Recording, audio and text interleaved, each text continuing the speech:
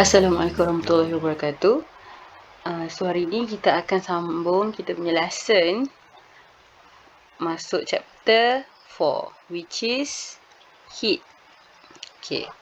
So dalam chapter 4 kita ada 4 subtopik yang utama which is thermal equilibrium, specific heat capacity, specific latent heat and also gas law. Okay, so ada 4. Hari ni kita nak fokus on thermal equilibrium. Okay. Alright. So the first subtopic is thermal equilibrium. Okay, dalam thermal equilibrium kita ada dua learning standard yang kita akan capai, which is first. What am I doing? Okay, so kita ada dua learning standard yang kita akan capai. First ialah kita nak explain apa itu thermal equilibrium, okay, in daily life lah. And also kita nak calibrate a liquid glass thermometer. Calibrate a liquid glass thermometer using two fixed point, which is boiling point of water and also dia punya freezing point. Okay, so now apa itu thermal equilibrium? So, when two objects are in thermal contact, the temperature of the hot object will drop while the temperature of the cold object will rise until the temperature of both objects become the same. Net heat transfer between the two objects is 0. Apa dia cakap ni? Okay, so what is thermal contact? First, kita nak tengok dulu thermal contact tu apa. Contoh, kita ada dua benda. Kita ada dua bricks lah contoh. Satu brick 40 degree Celsius. So kita ada pula another bricks 60 kita kena 40 degree Celsius dengan 10 degree Celsius. Satu brick sejuk, satu brick panas. Okay, now kita lekatkan kedua-dua ni. So dia akan jadi macam ni lah kan. Macam ni. And also like this. Kita lekatkan dia. So this one is 40 degree Celsius. This one is 10 degree Celsius. So this one, the melekat between each other ni namanya thermal contact. Diorang kena in contact, kena melekat antara satu sama lain.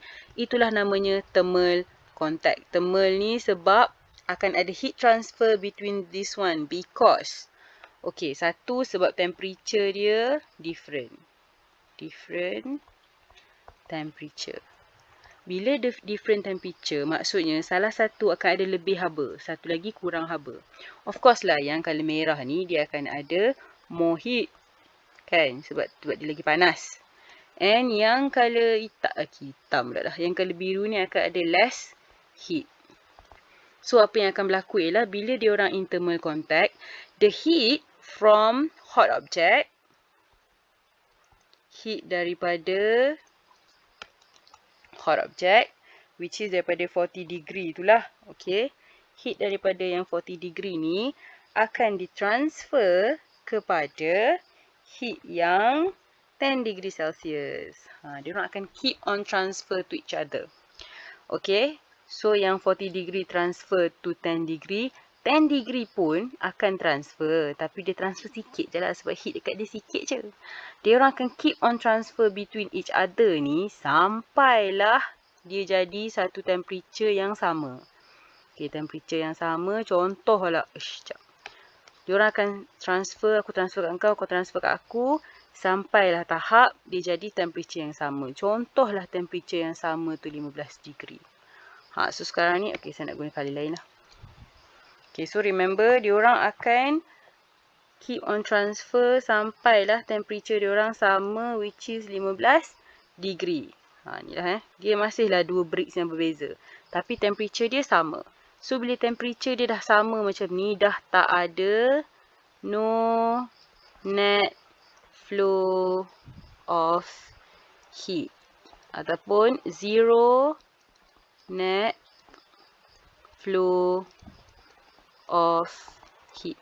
Apa itu maksud net flow? Net flow ni samalah dengan total flow of heat dia tak sama. Tadi masa tengah mentransfer aku transfer kau transfer aku tu, kat part ni dia ada lagi. Masih ada net heat flow. Maksudnya contoh saya bagi contoh. Okey, contohlah 40 degree tu heat dia sekarang ni 60 kilojoule. Okey, ni heat energy in joule lah sebab dia energy. So 10 degree Celsius ni contohlah heat dia 30 kilojoule. Contoh. So, masa tengah transfer tu, contohlah 60 kilojoule transfer dekat 30 kilojoule ni 10 kilojoule dulu. So, kalau kita tengok net heat transfer dia 10 lah. Faham tak? 10 aku bagi kau 10. Aku bagi kau 10. Yang kilojoule ni mungkinlah bagi kilojoule. Yang 30 ni contohlah dia bagi 1 je kilojoule. So 10 tolak 1 equals to 9 kilojoule. So kat sini masih ada lagi heat transfer. Maksudnya heat transfer dia orang masih berbeza. Bukan bermakna yang ni dia ada heat sikit dia tak transfer langsung. Dia tetap kena transfer heat dekat orang sebelah. Cumanya heat yang dia transfer tak sebanyak orang sebelah transfer kat dia lah. Faham tak?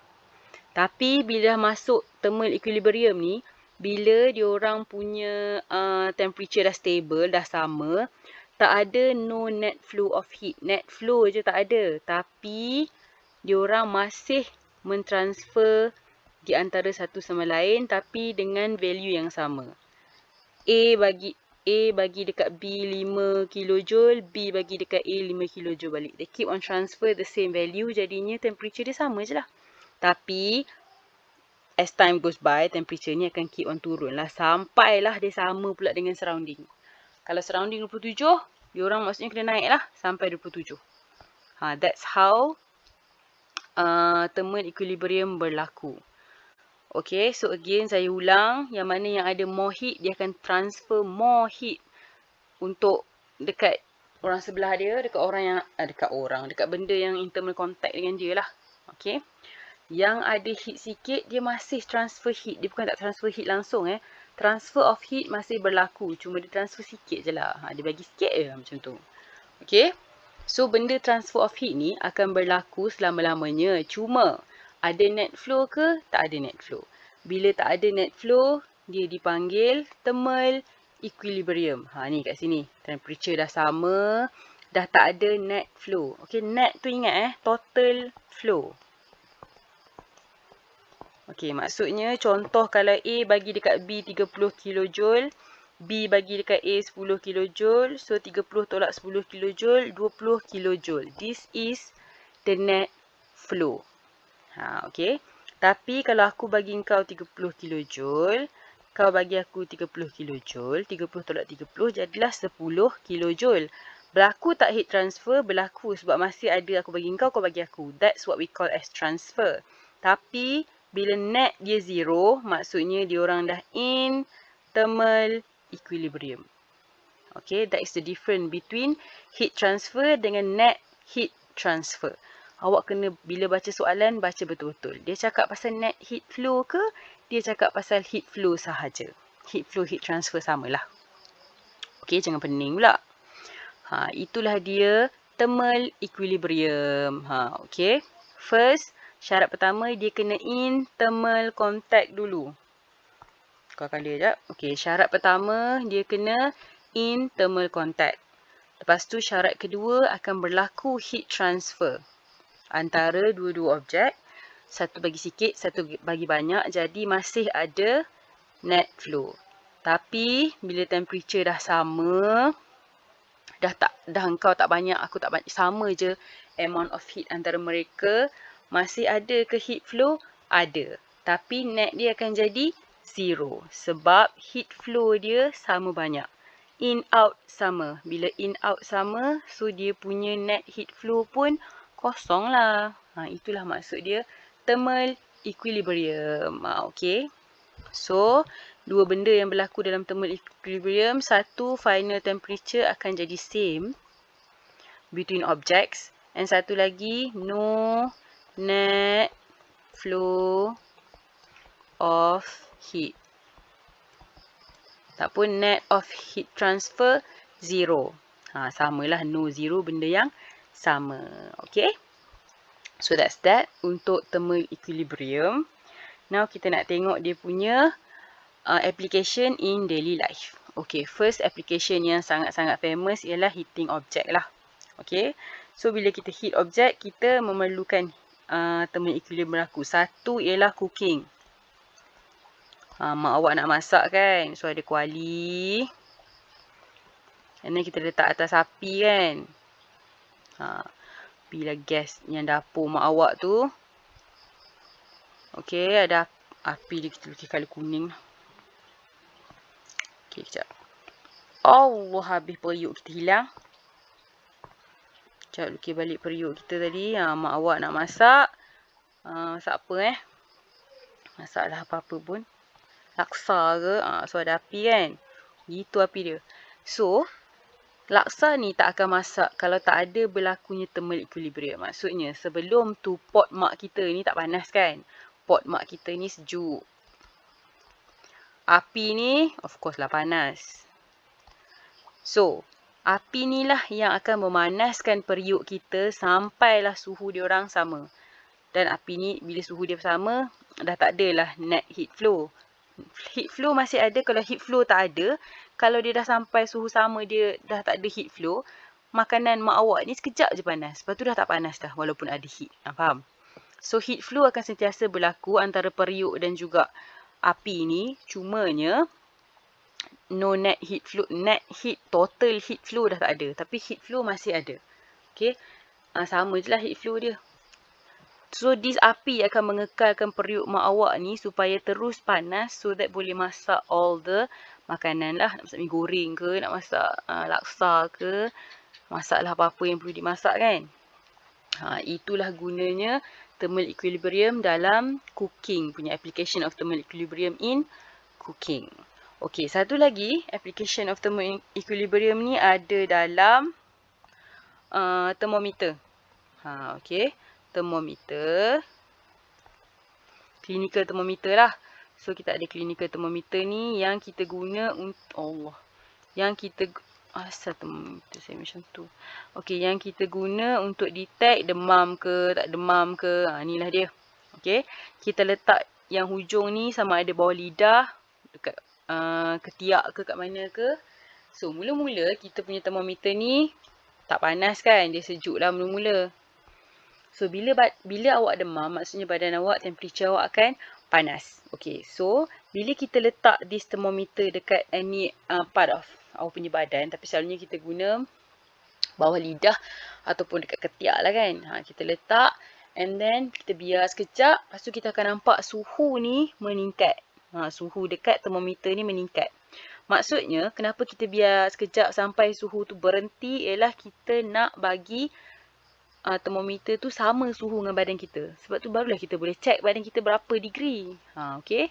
So, inilah application thermal equilibrium dalam termometer. So, apa lagi? Cooking, termometer, benda-benda yang panas lah. Benda-benda yang panas semua memerlukan thermal equilibrium. Okay, tu untuk cooking. Ni untuk heating awak carilah lagi satu apa benda. Okay, dia punya konsep sama. Walaupun cooking ke thermometer ke, konsep dia sama. Okay, selain daripada heating object, kita nak cooling of the object pun kita guna thermal equilibrium. Okay, contoh lagi sekali kita ambil demam. Demam lagi. Yelah sebab demam benda buat kita panas kan. Okay, so bila kita demam, badan kita panas. So, mak kita letak apa? Mak kita letak, ni contohlah kau terbaring kat atas katil kan. Gitu katil dia. Boleh lah. Okay, terbaring atas katil. So, mak kita akan letak satu benda atas kepala. Nama dia cool fever. Okay. Tak pun letak tuala basah.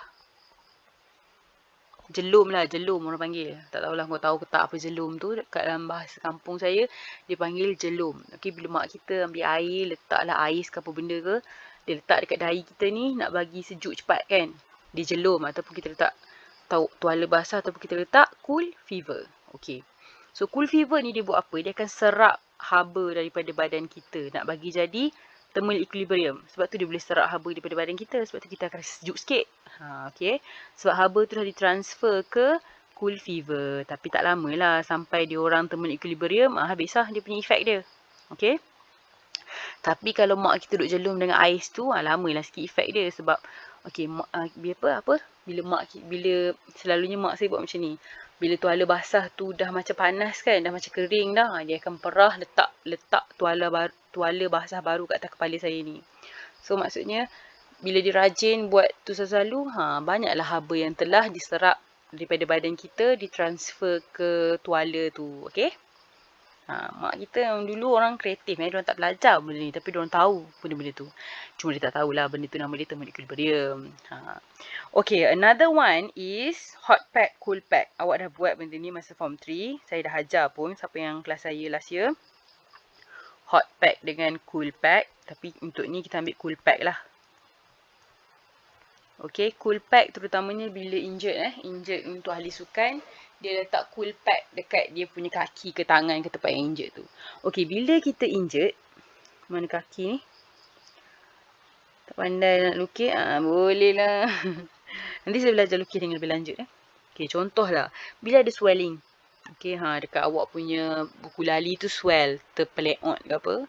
Okay, bila kita swell, kita punya apa tu? Kadang-kadang kita punya darah darah macam tu lah. Bila dia swell, dia akan ada inflame dalam ni. Inflammation.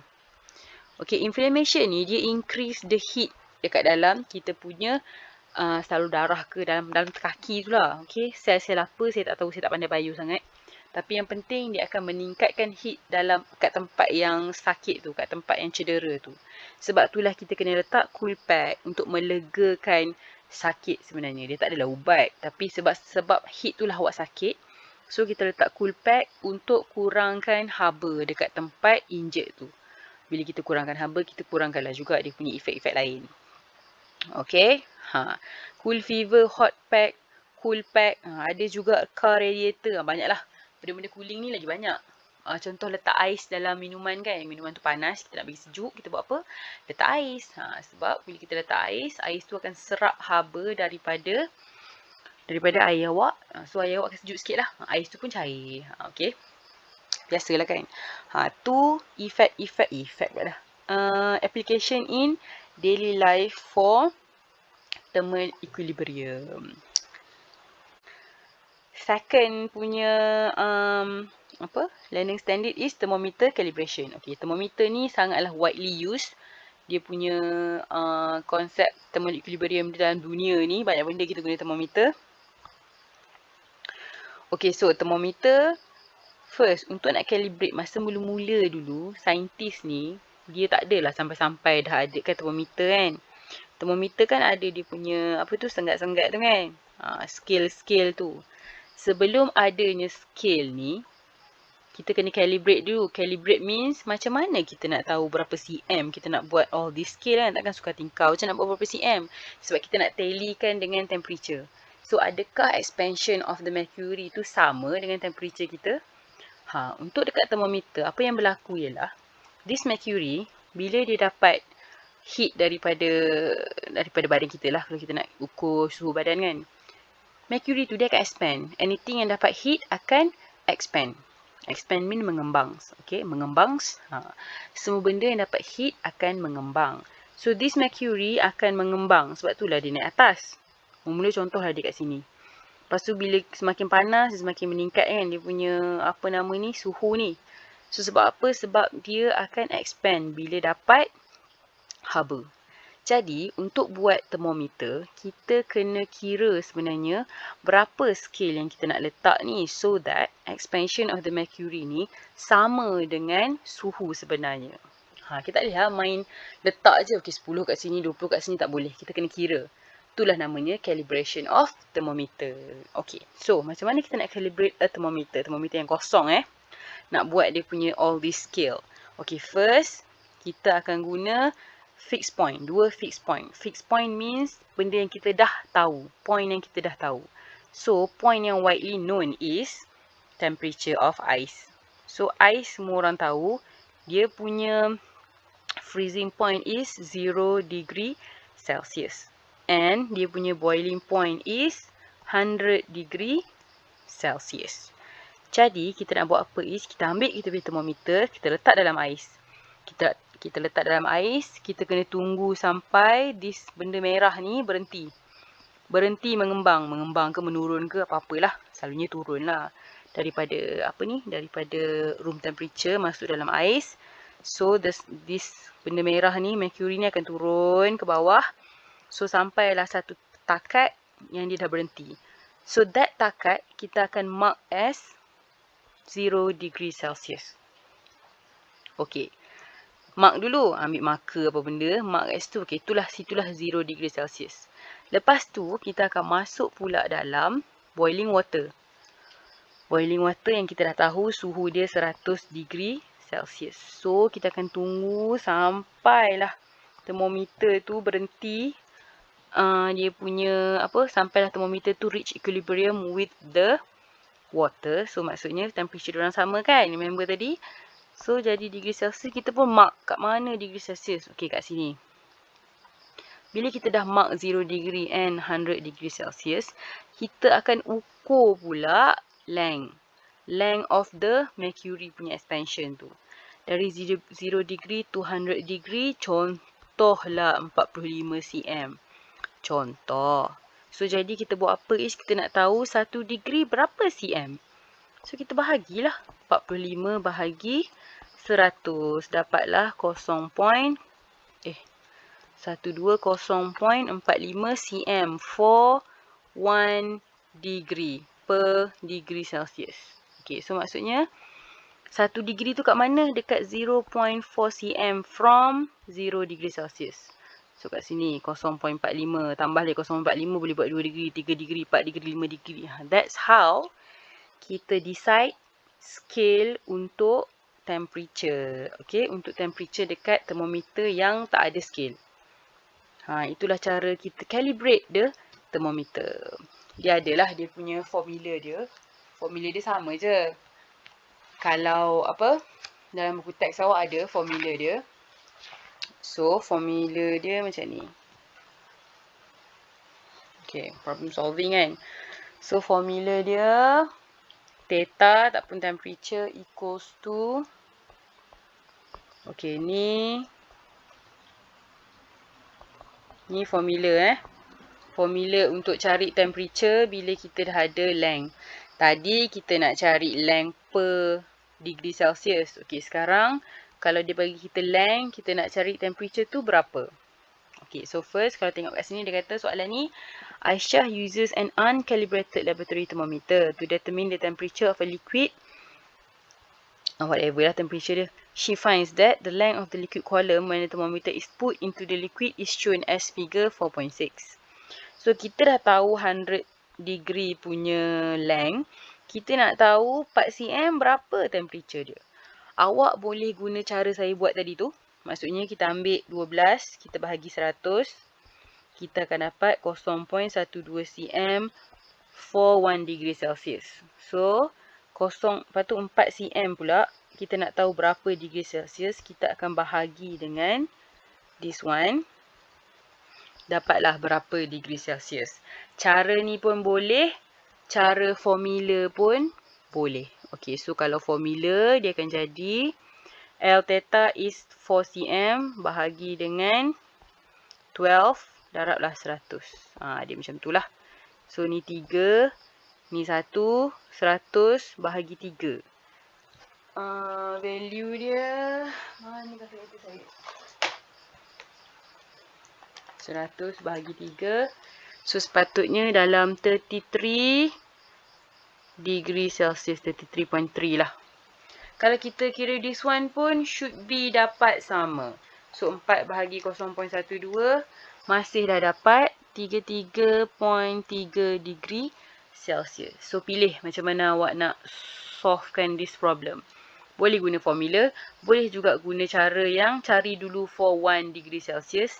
And then, kau ambil that whatever length yang ada, bahagi dengan length for 1 degree Celsius. Then, you will get what you want.